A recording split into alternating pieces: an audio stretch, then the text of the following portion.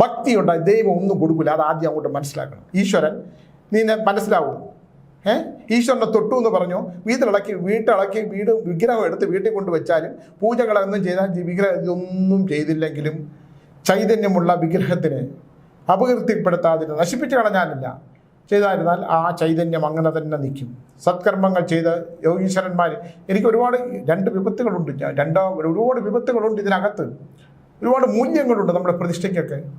അത് മനസ്സിലാക്കാതെ ഓടെ പൂജാരിമാർക്ക് ഇവനെയൊക്കെ ഈ കുലത്തിൽ ജനിപ്പിച്ച് അടുത്ത ജന്മമൊക്കെ നാവ് ജനിക്കും. താഴെ കയ്യും കാലും തളർന്ന് വല്ല അമ്പലത്തിൻ്റെ മുമ്പിലൊക്കെ കയ്യും കാലും ഇല്ലാതെ ഭിക്ഷയെടുക്കാതിരിക്കുന്ന ഇതുപോലെ തോന്നി മാസം 2 ജന്മം കാണിച്ചവന്മാരാണ്. കണ്ടില്ലേ ചെരുപ്പെടുക്കാതിരിക്കുന്നവർ,